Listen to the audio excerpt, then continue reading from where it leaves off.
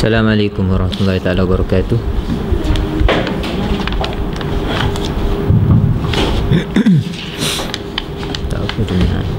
Bismillahirrahmanirrahim. Alhamdulillahirabbil alamin wassalatu wassalamu ala asyrafil anbiya'i wal mursalin wa ala alihi wa sahbihi ajma'in. Asyhadu an la ilaha illallah wahdahu la syarika lah wa asyhadu anna Muhammadan abduhu wa rasuluh. Allahumma salli wa sallim ala Muhammad wa ala alihi wa sahbihi ajma'in. Asyhadu an la ilaha illallah wahdahu la syarika lah wa asyhadu anna Muhammadan abduhu wa rasuluh. Allahumma salli ala Muhammad wa ala alihi wa sahbihi. Allahumma salli wa sallim ala Muhammadin wa ala alihi wa sahbihi ajma'in. Allahumma inna nas'aluka ilman la yunsa. Allahumma 'allimna bima yanfa'una wanfa'na bima 'allamtana. Allahumma anfa'na wanfa' bina. Allahumma faqihna fid din wa 'allimna al-hikmata wa ta'wil. Allahumma 'allimna ta'wil al-Qur'an wa barik fina wanshur minna. Allahumma zidna ilman wa fiqhan amma ba'd. Kita sambung pengajian kita daripada kitab Al-Janaiz bab yang ke-20, bab ma yunha minal halqi 'indal musibah. Ma yunha minal halqi 'indal musibah. Bab larangan mencukur kepala ketika ditimpa musibah. Larangan mencukur kepala ketika ditimpa musibah. Hadis yang ke-659, an Abi Musa radhiyallahu ta'ala anhu, wazi'a waja'an fahushiya alayhi wa ra'suhu fi hijri imra'atin min ahlihi fabakat falam yastati' an yarudda 'alayha shay'an falamma afaqa qala ana bari'un mimman bari'a minhu Rasulullah sallallahu alaihi wasallam. Inna Rasulullah sallallahu alaihi wasallam bari'a minas saliqati wal haliqati wasyaqqah. Daripada Abu Musa al-Asy'ari radhiyallahu taala anhu, beliau mengalami sakit wazi'a waja'an, maksudnya sakitlah kan, sehingga menyebabkan pensan. Fahushiya alaih, lalu pensan. Wa ra'suhu fi hijri imra'atin min ahli, dalam keadaan kepala beliau itu dalam pangkuan isterinya lah. Dalam keadaan kepalanya dalam pangkuan isterinya, jadi pensan di pangkuan isteri lah. Lalu isterinya menangis. Falam yastati', jadi menangis di sini menyebabkan suaranya tinggi kan? Kita kata macam meraung lah kan? Boleh jadi isterinya menangis sehingga ke peringkat yang boleh dikatakan meraung kan? Falam yastati' ay yarudda 'alayha syai'an, disebabkan dia pensan tadi, tapi dalam keadaan sedar tak sedar beliau tidak mampu untuk mengatakan sesuatu kan? Mengatakan sesuatu di atas apa yang dilakukan oleh isterinya, meraung tadilah kan. Falamma afaq, bila mana beliau sedar daripada pensan, beliau pun berkata, ini kita panggil apa ya, ini dalam ilmu hadis disebut sebagai sababut tahdits, sabab at-tahdits, sebab seorang perawi tadi tu meriwayatkan hadis kan. Jadi ada dua satu disebut sebagai sababul wurud, satu lagi disebut sebagai sababut tahdits. Sababul wurud itu kisah yang menjadi latar hadis, latar cerita hadis lah, latar cerita hadis. Sebelum waktu bila Nabi menyampaikan hadis tersebut kan? Waktu bila Nabi menyampaikan hadis tersebut kan?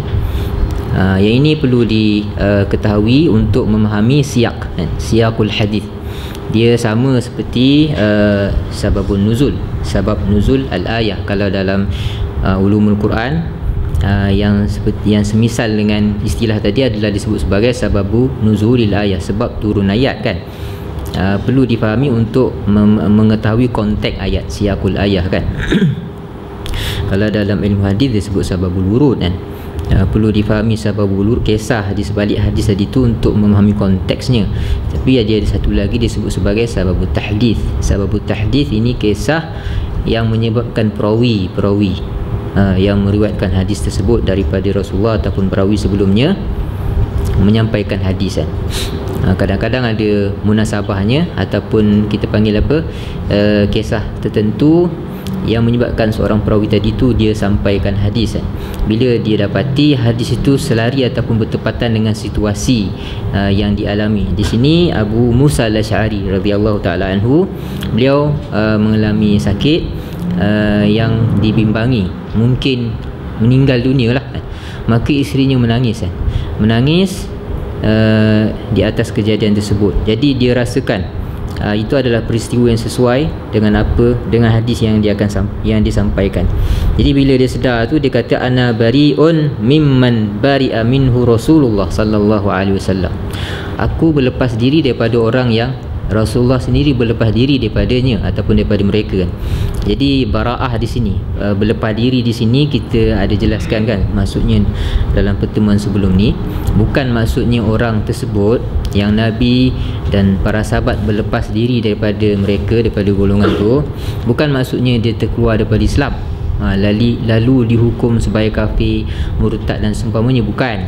Tapi maksudnya apa yang dilakukan oleh golongan tersebut tak ikut sunnah, itu saja. Tidak ikut sunnah dan tidak selari dengan syariat Islam. Jadi perbuatan yang tak selari dengan syariat itu dalam hadis disebut sebagai Nabi berlepas diri. Ataupun Nabi kata mereka bukan dari kalanganku, aku bukan dari kalangan mereka. Macam tu kan. Maksudnya bukan orang tu laisa min ahli Islam, bukan. Masih lagi ahlul Islam. Tapi dia punya tingkah laku, dia punya perbuatan tak selari dengan syariat. Itu saja kan. Tidak selari dengan syariat. Tak ada pahala. Bukan saja tak ada pahala, mungkin mengundang dosa, macam tu kan. Jadi perkara yang berdosa yang dilakukan oleh seorang tadi tu, yang mana syariat tidak menganggap perkara itu sebagai sah ataupun memberi faedah, itu ya yang dikatakan Nabi berlepas diri tadi tu dan sahabat berlepas diri kan. Jadi di sini perbuatan yang dilakukan oleh orang yang maksudnya mereka yang meraung kan, ketika ada kematian, seolah-olah macam tidak boleh menerima takdir kan, menyumpah seranah, menyalahkan takdir, menyalahkan orang tertentu dan seumpamanya melakukan perbuatan yang tidak bermaruah ataupun yang menjatuhkan maruah, koyak baju, tampar muka, cukur kepala dan seumpamanya. Yang ini bukan syariat Islam lah. Macam tu kan. Berkabung tu macam yang kita sebut sebelum ni lah, ada cara dia dalam Islam kan. Dia kata aku berlepas diri daripada orang yang Nabi berlepas diri daripadanya. Dia macam nak merujuk kepada raungan yang berlebihan ketika ada musibah ataupun musibah ni bukan kematian je, mungkin banjir kot kan, pun boleh jadi kan. Banjir, rumah habis tenggelam kan, jadi kereta baru beli kan, habis pula tak ambil pula insurans apa ni banjir kan, tak ambil pula kan. Tiba-tiba banjir, baru ambil kereta, plastik pun tak buang lagi kan, plastik cushion kereta tak buang lagi kan. Bau kedai ada lagi, tiba-tiba banjir habis kan. Kereta mahal pula tu kan. Kalau kereta buatan Malaysia tak apa, ni Continental punya kereta kan. Tayar sebiji 500, 800 kan, tenggelam. Jadi macam mana dia tak meraung? Dia meraung lah kan. Okey, yang itu musibah. Sini umum musibah. Rumah baru beli ataupun perabot baru beli tiba-tiba tenggelam habis kan, itu tak ada waranti kan. Dia meraung ataupun dia menyalahkan takdir ataupun dia buat sesuatu yang tak munasabah dilakukan oleh seorang yang waras kan. Yang ini tak selari dengan syariat lah. Tapi susah lah kan. Orang kata apa, nak cakap senang, tapi bila kita mengalaminya tak tahulah macam mana kan. Dia kata apa? Inna Rasulullah sallallahu alaihi wasallam bari'a minas saliqah, sesungguhnya Rasulullah berlepas diri daripada golongan yang meraung, kan? As-saliqah maksudnya yang meratap sehingga ke peringkat meraung, memekik, menolong, kan, bila ditimpa musibah, kan? Wal haliqah, dan golongan yang mencukur kepala. Ini perempuan yang mencukur kepala, kan, bila ada kematian. Jadi orang kata, kan, rambut ini mahkota wanita, kan? Jadi bila dia cukur kepala, macam dia buang mahkota dia lah, kan. Dia buang mahkotanya, dia buang lah dia punya, maksudnya kewanitaannya tu, kan. Sesuatu yang sukar untuk dilakukan oleh perempuan, kan. Tapi dia lakukan ni disebabkan dia tidak puas hati, dia protes dengan musibah yang dia hadapi, kan. Nabi berlepas diri. Ada pahala? Tak ada pahala. Cukur kepala waktu ni, kan. Wal haliqah. Jadi Ibn Battal rahimahullah, dia kata sebaliknya mungkin juga bermaksud, mungkin juga dimaksudkan, kan. Hukumnya mungkin sama. Sebaliknya apa? Bagi kaum lelaki, kan, dia biar rambut dia lah, ataupun janggut dia, ataupun misai dia panjang, dia tak potong, sebab dia protes di atas musibah yang menimpa dia.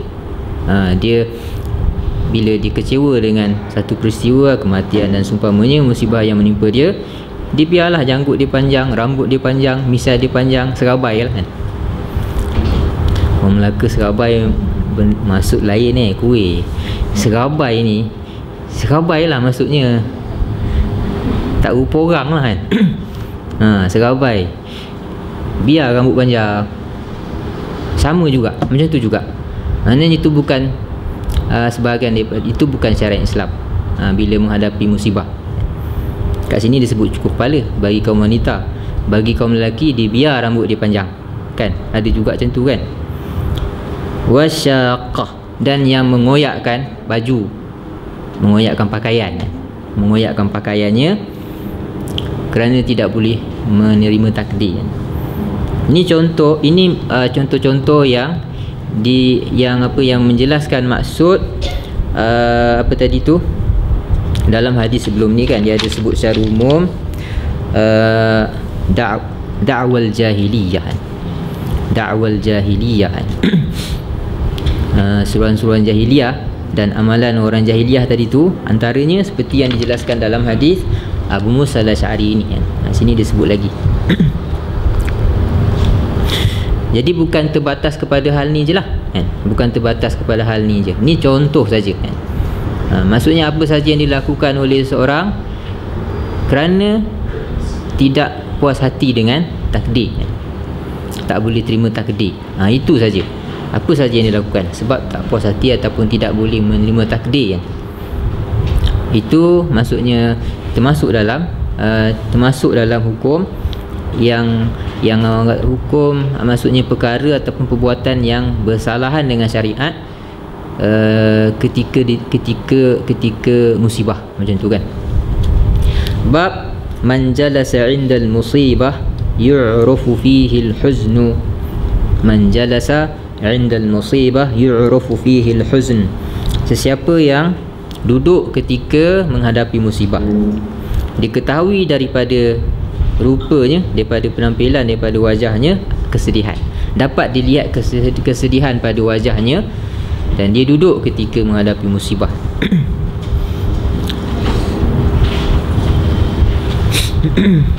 Dia macam nak cakap harus hukumnya, kan.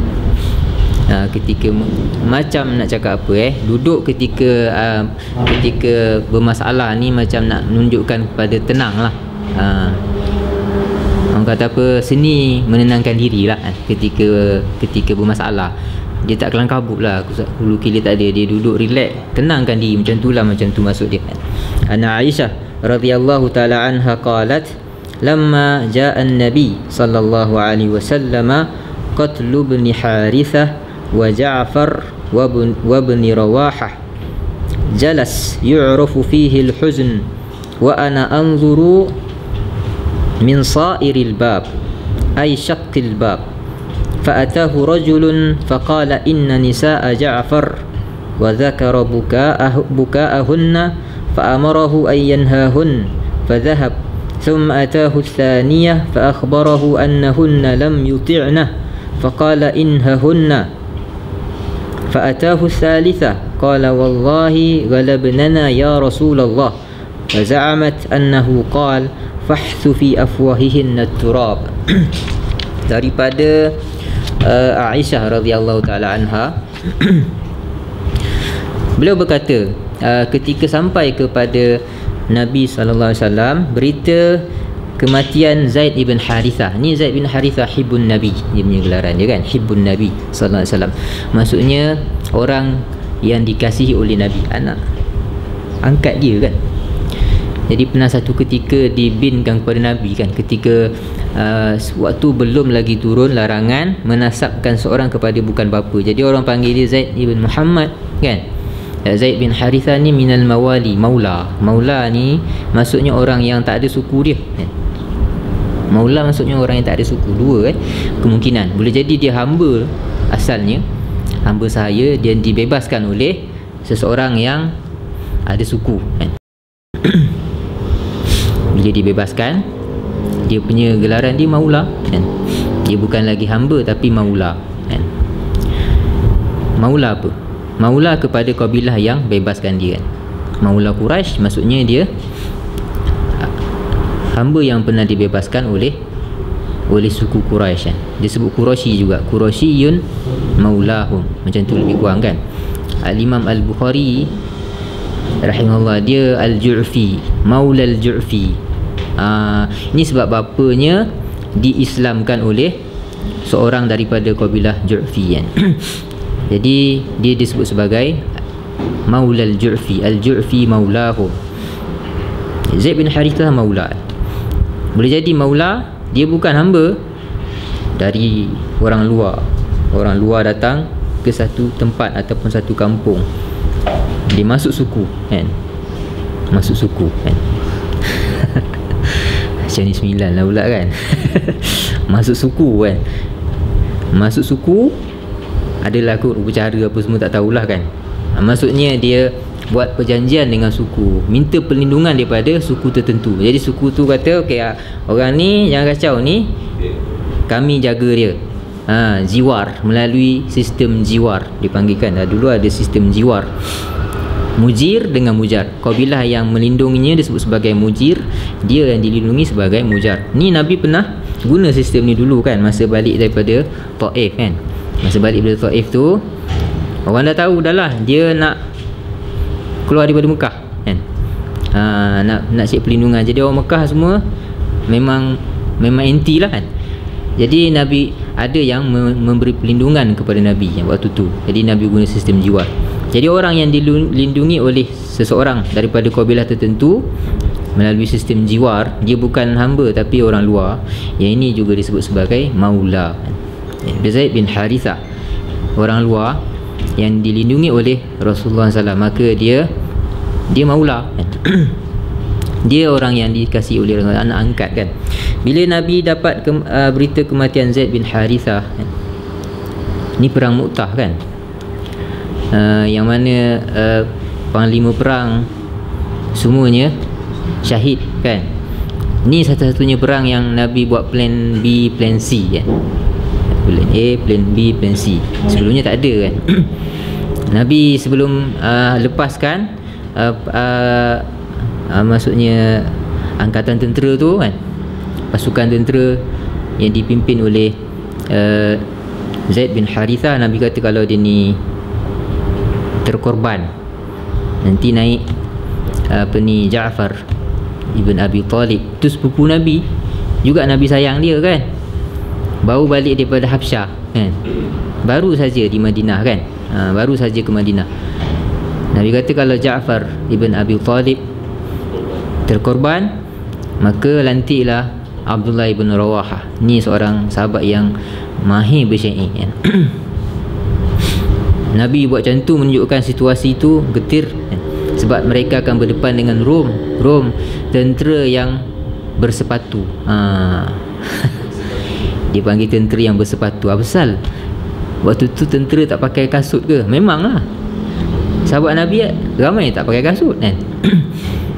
Ada satu ketika mereka harungi peperangan, mereka ikat kaki mereka dengan kain je sebab nak elak daripada panas tanah dan batu yang mereka pijak tadi tu. Jadi mereka ikat kaki mereka dengan kain. Kain itulah jadi kasut kan. Zatul riqa' dalam peperangan disebut sebagai peperangan Zatul riqa'. Riqa' maksudnya kain perica kan. Diikat, mereka ikat kaki mereka kan. Jadi bergerak pada waktu malam kebanyakannya sebab siang panas, padang pasir kan. Jadi Rom lengkap pakaian perang, ada perisai, ada macam kita tengok cerita-cerita dalam TV. Kalau cerita-cerita perang zaman dulu, cerita-cerita orang putih tu kan, dia punya pakaian perang dia lengkap, komplit, ada kasut apa semua. Nak tikam pun tak tahu kat mana ni, semua penuh dah kan. Pakaian besi, baju besi tu kan. Jadi pakai kasut, tentera yang berkasut kemudian ramai jumlahnya. Jadi Nabi buat plan B, plan C. Jadi ada banyaklah hukum yang boleh dikeluarkan, istimbatkan dari hukum yang berkaitan dengan pentadbiran dan pemerintahan, pelantikan ketua daripada plan B, plan C Nabi tadi tu kan. Bila sampai berita kematian Zaid bin Harithah dan juga Ja'far ibn Abi Talib dan juga Abdullah bin Rawahah, ni semua orang yang Nabi sayang. Nabi duduk, Aisyah kata jalas, Nabi pun duduk kan. Maksudnya dia menenangkan diri kan.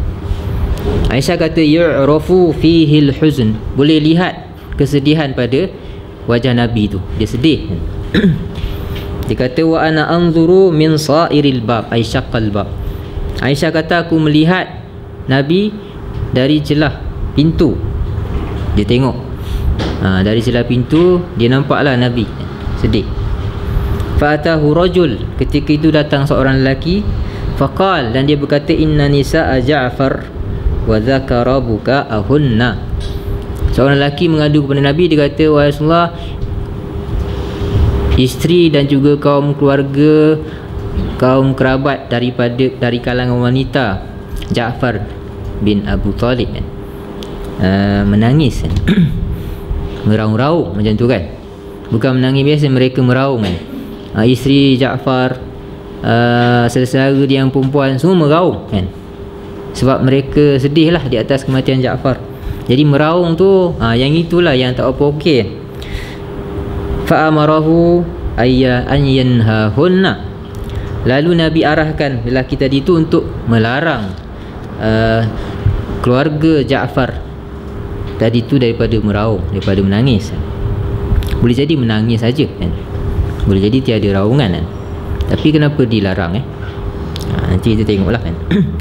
Summa atahu tsaniyah, kemudian dia pergilah, kemudian datang lagi, dia kata mereka tak ikutlah, mereka tak dengar cakap aku dah larang lah daripada meraung kan, tapi tak endah kan, tak jalan lah, tak makan kan.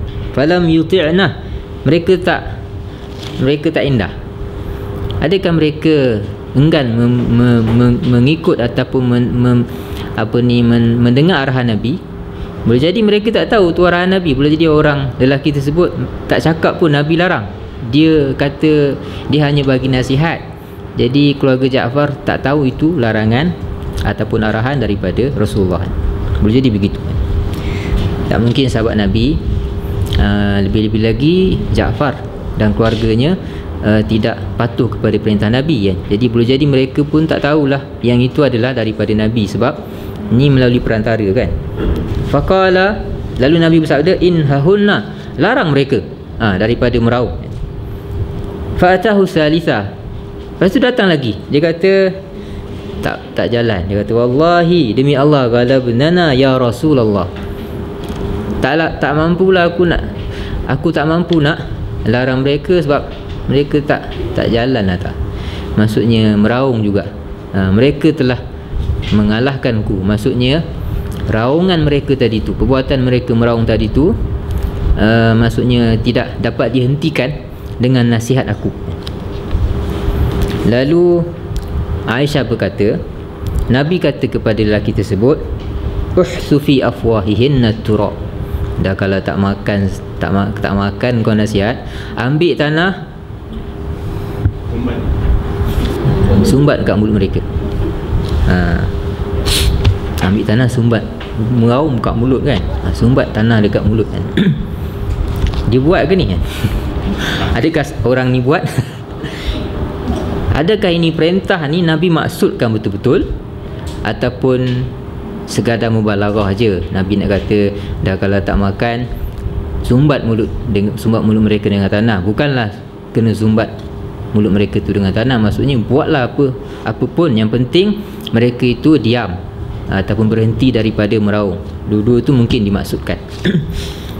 Jadi sambungan dia kan hadis ni, Aisyah dia geram lah pula kan.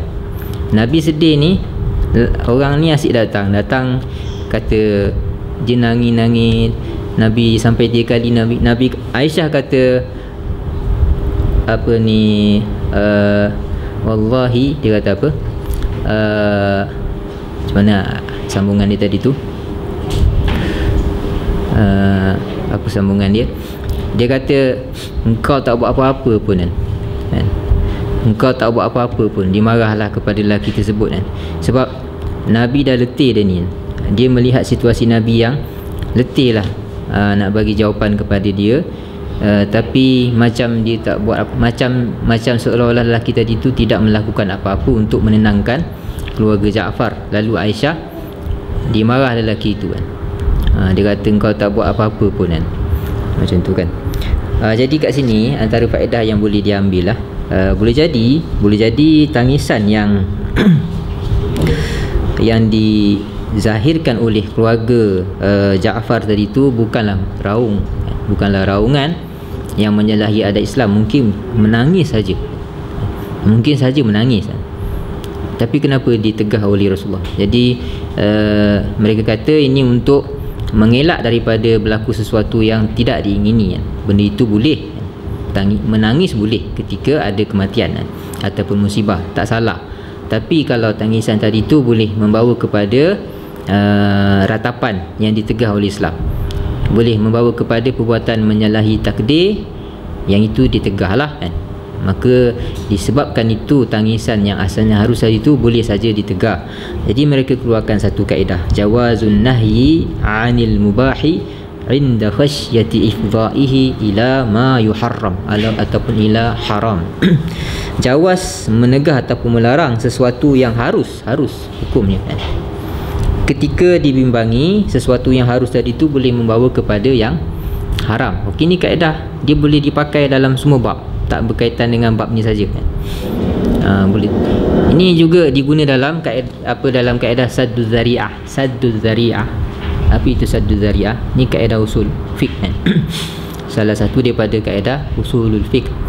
Dalam perkara yang tak ada nas, dalam perkara yang tidak ada nas yang sarih melarang ataupun mengarah sesuatu. Contohlah macam yang selalu disebut jual apa, anggur kan, kepada penghilang arak kan. Menjual anggur tu hukumnya harus kan. Tapi kalau sudah diketahui anggur tadi tu dibeli oleh penghilang arak, tak bolehlah jual anggur tadi tu kan. Macam tu kan. Itu kaedah praktik daripada sini.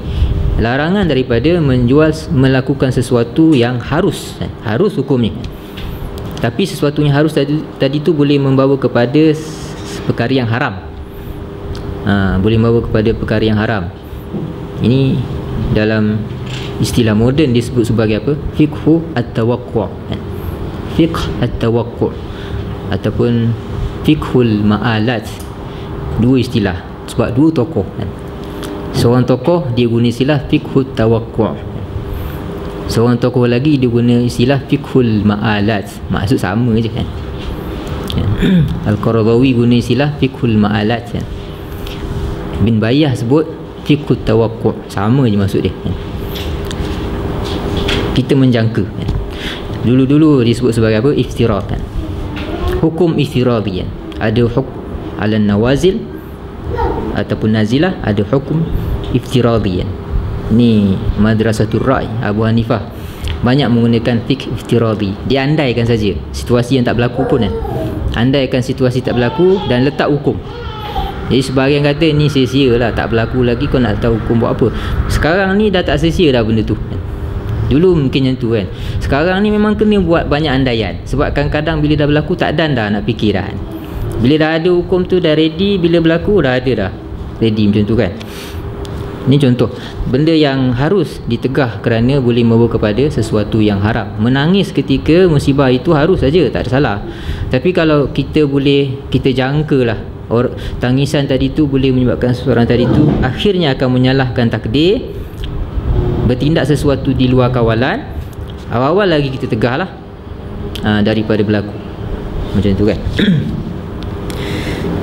Jadi mungkin itu sebabnya Nabi kata pada lelaki sebut, larang mereka daripada menangis sebab takut berlaku sesuatu yang tidak diingini. Bab man lam yuzhir, dia dalam sambungan riwayat ni pun disebut Umar bin Khattab dia memang ambil berat masalah ni kan. Kalau ada orang buat meratap, meraung ketika berlaku kematian, dia akan ambil tindakan. Dia akan ambil tindakan sama ada dipukul, dibaling batu, dibaling pasir dan semua. Maksudnya cara dia lah, cara Umar bin Khattab lah kan, waktu dia menjadi Amirul Mukminin. Bab man lam yuzhir huznahu indal musibah. Bab orang ataupun situasi seorang tidak menzahirkan kesedihannya ketika berlaku musibah. Ni berkaitan dengan bab sebelum. Bab sebelum tu nampak sedih kan? Kita sedih dan kita tunjuk sedih kita kepada orang, tak salah. Itu yang dalam bab tadilah kan. Sebab Aisyah kata nampak Nabi sedih kan. Yang bab ni dia sedih tapi dia tak tunjuk sedih. Macam tu kan. Dia tu sedih dan dia tunjuk sedih. Yang ni dia sedih tapi dia disembunyikan kesedihannya. An Anas radhiyallahu ta'ala anhu qala mata ibnun li Abi Talhah radhiyallahu ta'ala anhu wa Abu Talhah kharij falamma ra'at imra'atuhu annahu qad mat hayyat shay'an wa nahhathu fi janibil bait falamma ja'a Abu Talhah qala kayfa al-ghulam qalat qad hada'at nafsuh wa arju ay yakuna, mungkin hada'at nafasuh wa arju ay yakuna qad istarah fabata falamma asbaha tasal falamma arada an yakhruja a'lamathu annahu qad mat fasalla ma'an nabi sallallahu alaihi wasallam thumma akhbarahu bima kana minhuma faqala Rasulullah sallallahu alaihi wasallam la'alla Allah ay yubarika lakuma fi lailatikuma. Qala rajulun minal ansar fara'aitu lahuma 9 auladin kulluhum qad qara'al Qur'an. Daripada Anas Ibn Malik radhiyallahu ta'ala anhu, beliau berkata anak Abu Talhah telah meninggal dunia. Anak Abu Talhah itu bapa tiri dia. Abu Talhah ini adalah bapa tiri Anas Ibn Malik. Mak dia Ummu Sulaim berkahwin dengan Abu Talhah kan? Ummu Sulaim ibu Anas ni kan, ini wanita yang pintar kan? Seorang wanita yang pintar dan tabah kan? Dia sangat tabah dan dia sangat pintar, dicekal kan? Mempunyai jiwa seperti orang lelaki kan? Tahan kan? Antara yang selalu menyertai siri peperangan. Sedikit orang pergi perang, tapi dia ambil peranan sebagai kaum wanita lah. Dia ambil peranan merawat orang yang cedera dan seumpamanya kan. Jadi tak semua orang lah boleh buat tugas tu. Jadi itu Ummu Sulaim. Jadi suaminya ataupun bapa tiri Anas Abu Talhah. Jadi mak Anas ni dia baru dapat anak kecil, dapat baby. Jadi Anas pun dapat adik lah kan. Bapa tiri dia ni sayang lah dekat adik dia ni, sebab ini anak dia kan. Jadi baru dapat anak. Dia kata baby tadi tu meninggal dunia. Dan waktu tu Abu Talhah tak tahu, dia ada di luar rumah bersama dengan Rasulullah SAW. Falamma ra'at imra'atuhu annahu qad mat hayyat syai'an. Bila ibu Anas, isteri Abu Talhah tadi tu, dapati anaknya telah meninggal dunia, hayyat syai'an, dia pun mempersiapkan sesuatu apa yang dia siapkan. Jadi kalau riwayat seperti yang disebut dalam riwayat yang lain, contohnya yang diriwayatkan oleh Abu Dawud At-Tayalisi dan juga beberapa riwayat yang lain. Dia uruskan jenazah anaknya tadi, bayi tadi. Dalam riwayat Abu Dawud At-Tayalisi disebut fahayyat as-sabi. Mak dia uruskan bayi dia yang meninggal dunia, dia sendiri yang buat. Mak dia sendiri buat, macam tu. Ibu dia sendiri dia mandikan bayi dia yang meninggal dunia tadilah kan. Dia bukan baru lahir ni, dah lama lah lahir kan. Jadi dalam riwayat lain, riwayat Imarah ibn Zadan, disebut fahalaka as-sabi faqamat ummu Sulaimin faghasalathu wa kaffanathu wa hannatathu wa sajjat alaihi thawban. Bila saja bayi lelakinya meninggal dunia, maka Ummu Sulaim memandikan jenazahnya dan mengkafankannya dan meletakkan wangian. Kalau hannatathu, dia letak minyak wangi lah kan. Wasajjat alaihi thawban, kemudian dia tutup dengan kain. Itu masuk hayyat syai'an tadi. Sebahagian syurah ataupun ulama yang menguraikan hadis ni, dia kata dia menyediakan makanan untuk suami dia kan. Sebab kebetulan waktu itu Abu Talhah berpuasa kan. Sebahagian mengatakan dia siapkan diri dia supaya kelihatan berseri-seri. Nanti suami dia balik, suami dia maksudnya akan jatuh hati dengan dia, lupalah anak tadi kan. Ada yang kata begitu. Tapi dalam riwayat lain, maksud menyediakan sesuatu tu diurus bayi tadi, dia selesaikan urusan memandikan dan mengkafankan. Kemudian bila sudah selesai, maka Abu Talha pun balik ke rumah dan dia tanya anak lelakinya, bayi lelaki, kaifal gulam, bayi macam mana kan. Isteri dia kata hada'at nafasuh, ataupun hada'at nafsu, dah nampak dah tenang. Dia cakap macam tu, dah tenang dah nampaknya. So sebelum tu dia macam tak tenang lah, sakit kan. Bila dah meninggal dunia tenang lah kan. Dia kata hada'at nafsu, kan? Dah tenang dah nampaknya. Wa arju ayyakuna qad istarah, aku harap dia dapat berehat lah. Dia tipu tak? Dia tak tipu kan.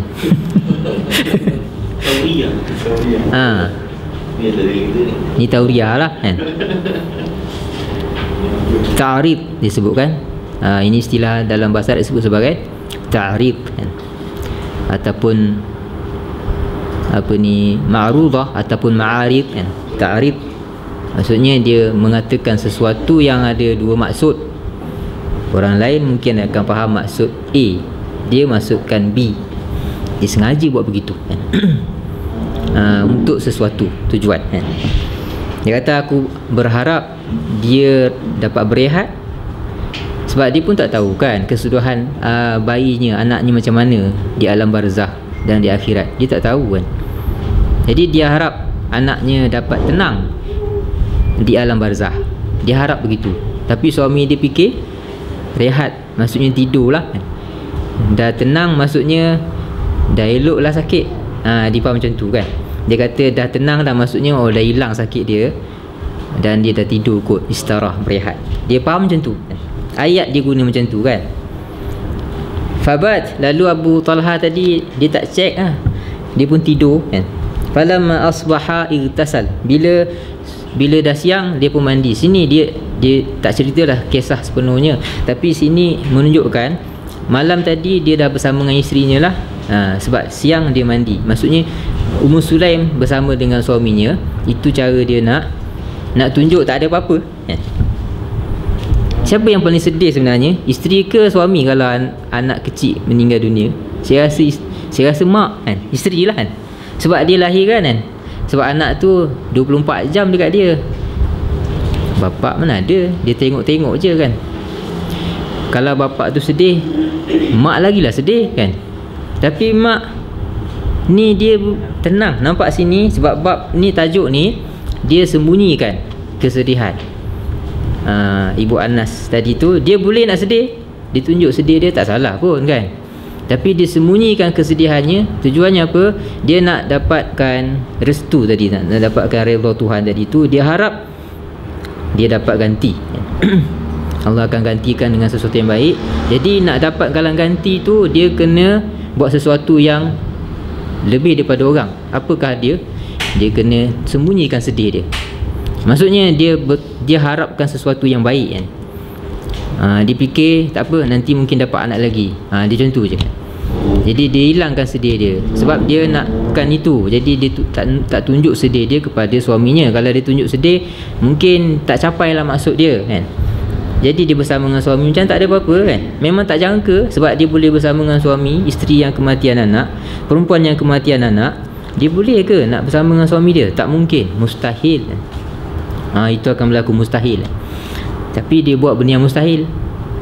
Memang suami dia tak boleh jangka lah dia buat sesuatu yang mustahil. Sini nak cerita kasih sayang ibu ni, bukan ketabahan. Sini nak cerita ketabahan ibu yang kematian anak, bukan kasih sayang ayah yang kematian anak. Ayah Abu Talha kematian anak, dimarah kan. Sini tu nampak macam tu kan. Tapi slide yang lebih penting daripada tu, kisah ni nak beritahu ketabahan ibu yang kematian anak. Sebab dia lagi sedih. Kalau suami dia sedih, dia lagi confirm lagi sedih kan. Tapi dia tak tunjuk pun yang tu. Yang ini nak beritahu tajallud Ummi Sulaim. Maksudnya tabahnya hati Ummu Sulaim, cekal hati dia lebih daripada suami dia kan. Jadi bila dah falamma arada an yakhruj, bila suaminya nak keluar, a'lamatu annahu qad mat. Dia pun beritahu dah meninggal dah anak dia semalam lagi. Jadi Abu Talha rasa macam kena tipu kan. Jadi kata, kau tak beritahu daripada awal. Dia semalam lah kan. Macam tu kan. Jadi fasalla ma'an Nabi, lalu dia pun keluar solat macam biasa, solat bersama dengan Rasulullah SAW. Kemudian dia ceritakan perihal anaknya tadi, solat subuh kan. Dia pun cerita kepada Nabi bima kana minhuma, apa yang berlaku antaranya dengan isterinya dan kematian anaknya tadi. Rasulullah berkata, la'allallaha ayyubarika lakuma fi lailatikuma, mudah-mudahan Allah memberkati malam kamu tadi ketika kamu sama isteri. Nabi doakan berkat. Maksudnya antara masuk berkat dari tu, mungkin nanti akan dapat anak baru kan, mungkin dapat rezeki lain dan seumpamanya lah, hilangkan kesedihan ke apa ke kan. Seorang lelaki Ansar, qala rajul minal Ansar, seorang lelaki daripada Ansar. Lelaki ni namanya Abayah ibn Rifa'ah. Abayah ibnu Rifa'ah. Itu seperti yang disebut oleh Sa'id ibn Mansur, Musaddad bin Sa'ad Al-Baihaqi dalam Dalailun Nubuwah. Dalam riwayat itu disebut nama lelaki Ansar yang mengulas kisah ini, iaitu Abayah ibn Rifa'ah. Lelaki Ansar tu seperti dalam riwayat Bukhari ini, dia kata aku melihat kedua-duanya itu Ummu Sulaim dan suaminya memiliki 9 orang anak. Selepas tu dikurniakan 9 orang anak. Kulluhum qad qara'al Quran. Semua 9 anak tadi tu boleh baca Quran. Maksudnya tahu Al-Quran. Semuanya mengetahui Al-Quran. Ni maksud berkat yang Nabi. Ni maksud berkat yang ini adalah keberkatan daripada doa Nabi tadilah.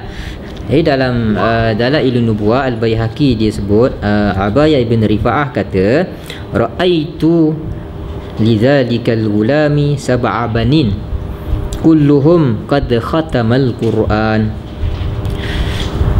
Abayah berkata, dia kata aku melihat anak yang dilahirkan oleh Ummu Sulaim hasil daripada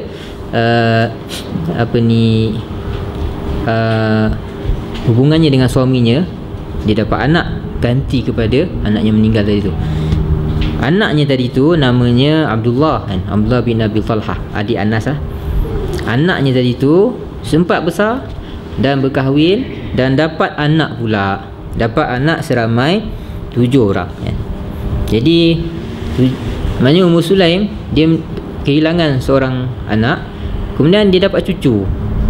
dapat cucu. Maksudnya anak yang kemudian lahir tadi tu, dia dapat anak, kemudian anak tadi tu ada anak, maksudnya dapat cucu. Dia dapat cucu seramai 7 orang kalau ikut riwayat Abayah. Riwayat Al-Baihaqi tu dapat cucu seramai 7 orang. Anaknya yang dapat anak tadi, anaknya yang lahir kemudian tu dapat anak seramai 7 orang. Semuanya setelah khatam Al-Quran. Semuanya telah khatam Al-Quran. Jadi kalau nak serasikan, taufikkan antara riwayat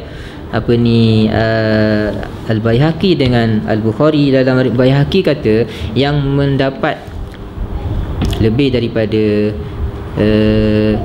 5 orang, 7 orang, yang dapat 7 orang ataupun 9 orang tadi tu anak, bukan Ummu Sulaim, bukan ibu Anas, bukan bapa dia, tapi adik Anas tu sebenarnya yang dapat anak.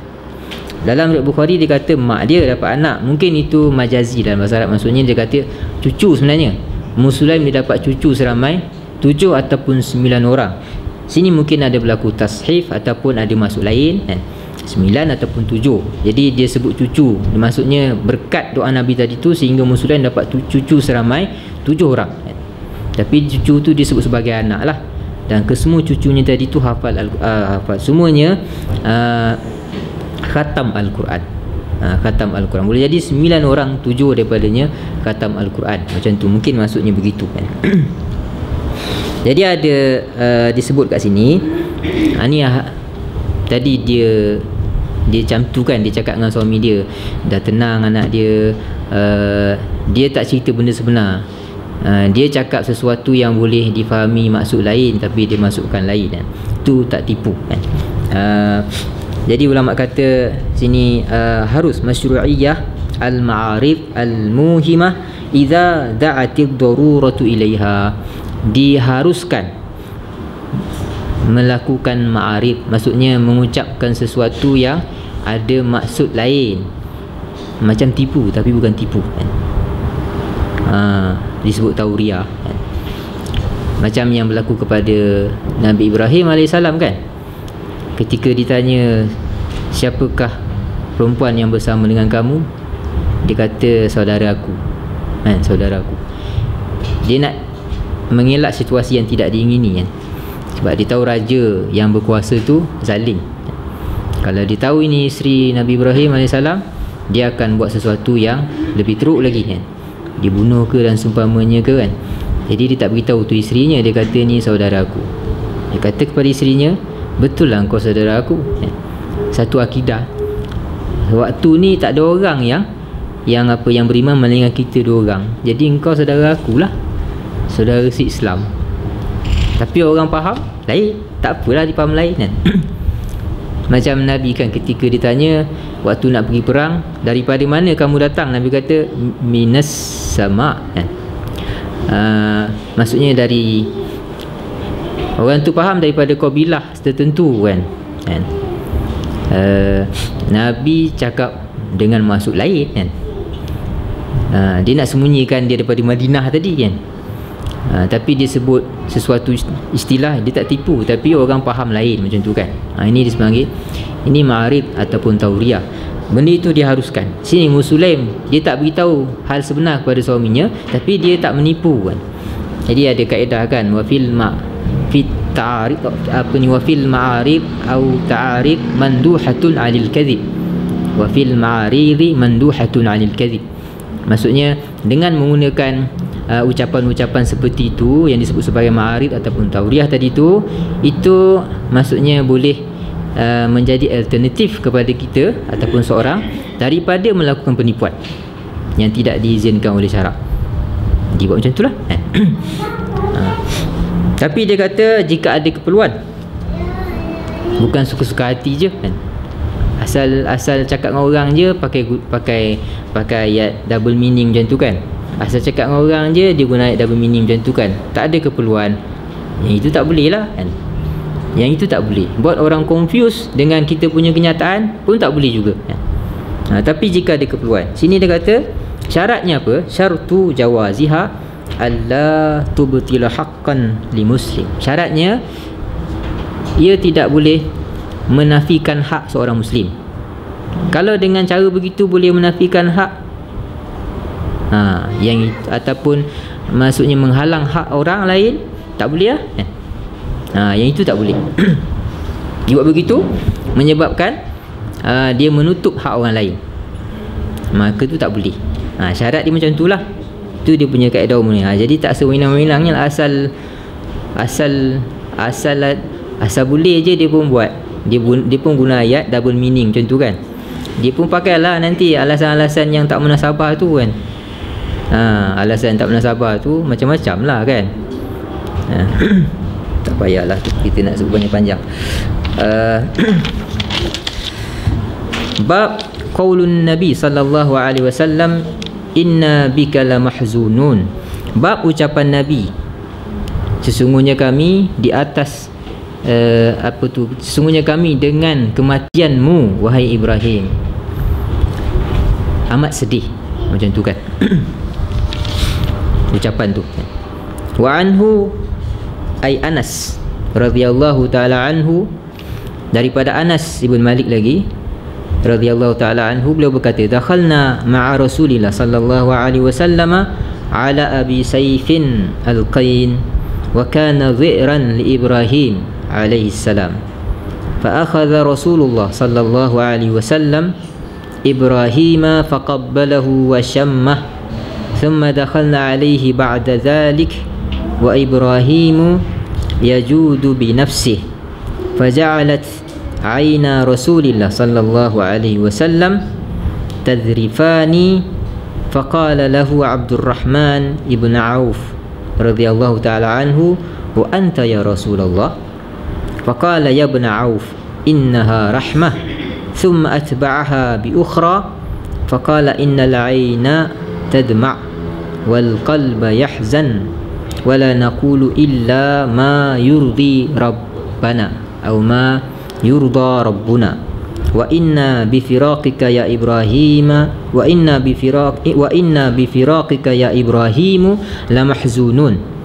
Anas bin Malik berkata, kami masuk bersama dengan Nabi ke rumah Abu Saif, seorang tukang besi.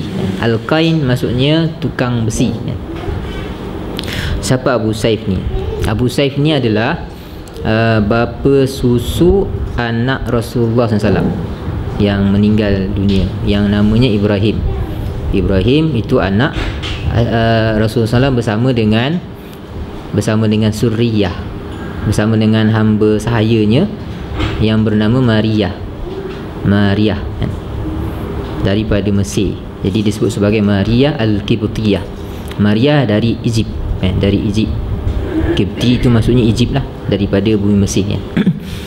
Hamba sahaya yang dihadiahkan ataupun yang dikurniakan oleh pembesar Mesir, Raja Mesir Muqawqis, ketika Rasulullah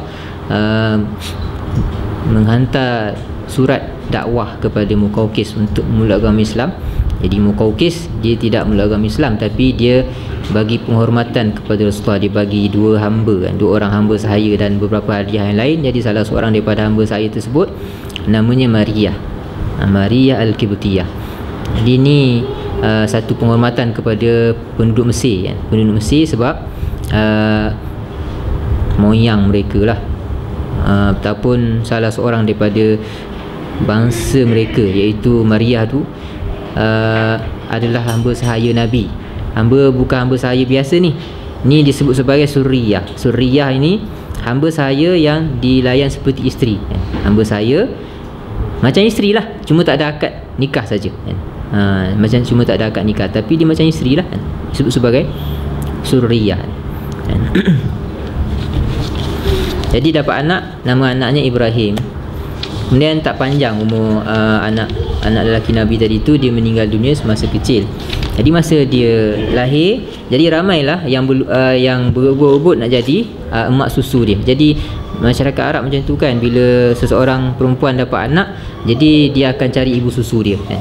Untuk susukan bayi tersebut. Jadi ramailah wanita Ansar berebut-ebut nak jadi ibu susu kepada Ibrahim. Nabi serahkan kepada Ummu Saif yang suaminya disebut sebagai Abu Saif. Jadi ada yang mengatakan Abu Saif ni namanya Al-Bara bin Aus, Al-Bara ibn Aus. dan isterinya dia juga disebut sebagai Ummu Burdah, ataupun namanya Khawlah bintul Munzir. Khawlah bintul Munzir ini ibu susu dan anak susu anak Nabi, macam tu. Wa kana dhi'ran li Ibrahim.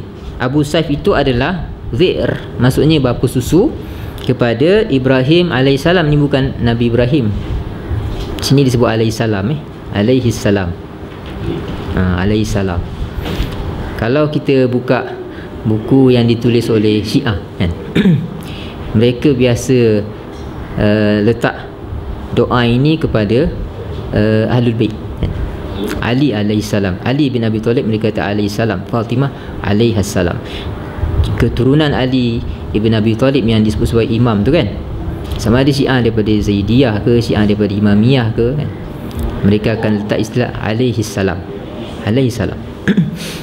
Sini Ibrahim anak Nabi disebut sini alaihissalam. Dan Imam Al-Bukhari dalam nuskhah ini, seperti dalam nuskhah ni, dia guna istilah tu, doa tu alaihissalam. Hasan Husin tak ada kan, tapi kat sini Ibrahim alaihissalam kan. Ada perbahasan lah tentang istilah ini dengan dengan perawi yang meriwayatkan hadis ni kan. Perawi yang meriwayatkan hadis ni, ini ada perbahasan dia kan. Dan kaitannya dengan tadi yang kita sebut tadi tu, Syiah tadi kan. Dia Al-Imam Al-Bukhari ni dia tak menolak semua riwayat Syiah, dia tak tolak. Jadi dia ambil juga kan, daripada maksudnya orang yang dalam ilmu hadis sebut sebagai ahli bid'ah kan. Ahli bid'ah ni Syiah ke Khawarij ke kan, dia ambil juga kan. Tapi ada dibahaskan lah, tidak semua dia ambil dengan syarat lah. Syarat tu pun ada perbincangan lah dalam kalangan ulama kan. Di sini nak menunjukkan dia kita panggil apa, adil amanahnya beliau dalam meriwayatkan hadis kan. Amanahnya beliau dalam meriwayatkan hadis, dia tak tengok kepada fahaman, dia tak melihat kepada fahaman kan, tapi dia melihat kepada kesahan hadis tadi tu, kesahan hadis tadi tu kan. Ini perbahasan panjang lah. Jadi anak Nabi Ibrahim, anak Nabi Muhammad SAW tadi tu namanya Ibrahim, diserahkan kepada Abu Saif. Abu Saif disebut sini sebagai Dhi'r. Dhi'r ini asalnya istilah yang diguna kepada binatang unta unta yang menyusukan anak unta lain. Unta yang menyusukan anak unta lain. Jadi ibu unta, induk unta yang menyusukan anak unta lain, bukan anak dia, itu disebut sebagai Dhi'r. Dhi'r. Jadi bapa unta yang menjadi bapa kepada bapa unta yang menyebabkan ibu unta tadi tu bunting dan melahirkan anak yang ada susu, itu disebut sebagai Dhi'r juga kan. Dia dalam bahasa Arab ya, bapa susu ni dia sebut sebagai labanul fahl. Susu fahl, disebut fahl. Labanul fahl ini istilah yang merujuk kepada susu yang diberikan oleh ibu susu kepada anak, tapi ibu susu tu dia dapat susu macam mana kan? Mestilah sebab dia ada anak. Macam mana dia boleh ada anak? Mestilah sebab dia bersama dengan suami, dia ada suami. Kalau tak kahwin boleh ada susu. Sekarang boleh kot kan, sekarang boleh kan, sekarang mungkin boleh dengan teknologi tertentu boleh kan. Dia ada, tak tahulah dia suntik apa, dia galakkan hormon susu, tak tahulah tu kan. Dulu nak ada susu, so perempuan tu nak jadi ibu susu, dia mestilah yang dah berkahwin dan ada anak kan. Jadi sebab suaminya yang menjadi penyebab tadi tu, maka disebut sebagai labanul fahl. Labanul fahl. Jadi Abu Saif ni dia Dhi'r, maksudnya lelaki yang menyebabkan perempuan ataupun isteri macam itu ada susu dan boleh susukan orang lain. Sini disusukan anak Nabi Ibrahim. Nabi masuk ke rumah Abu Saif, fa akhadha Rasulullah sallallahu alaihi wasallam Ibrahim faqabbalahu wa syama. Nabi pun ambil, pegang anaknya, dukung anaknya dan dicium. Ada cium anaknya. Syammah itu dia bau lah, macam tu kan. Dia menghidu badan anaknya dan dicium anaknya. Sebab itu ulama kata boleh dilakukan hal tersebut kepada mayat manusia kan? Bayi ke orang besar ke kan. Sebab Abu Bakar pun buat begitu kan masa Nabi SAW wafat. Sebab itu penting mereka keluarkan hukum. Mereka kata apa? Manusia tak, jenazah ataupun mayat manusia kan, bukan bangkai. Dia bukan bangkai, bukan najis kan. Binatang yang mati tanpa sembelih kan, itu bangkai, najis kan, najis. Manusia mati, adakah dia najis? Saya ada khilaf lah dalam kalangan ulama. Dia tak sepakat kat situ, bukan ijma' pun. Dalam mazhab Syafi'i, manusia tu tak najis kan? Walaupun telah mati kan? Dia besar ke, dia kecil ke, dia tak najis. Jadi kalau tak najis, boleh pegang, tak perlu basuh tangan kan? Boleh cium dia, tak perlu kita nak basuh mulut kita. Macam kita basuh mulut kita bila kita menyentuh najis, tak perlu, sebab tak najis pun. Macam tu kan. Summa, Anas kata, summa dakhalna alaihi ba'da zalik, kemudian kami masuk selepas itu. Wa Ibrahim yajudu binafsi, kami masuk balik selepas itu. Dan Ibrahim tadi, anak Nabi tadi tu, nafasnya dah tak teratur lah. Yajudu binafsi ini dia kata macam menarik dan menghembus nafas. Menarik, perbuatan menarik dan menghembus nafas itu disebut sebagai yajud. Jada yajudu.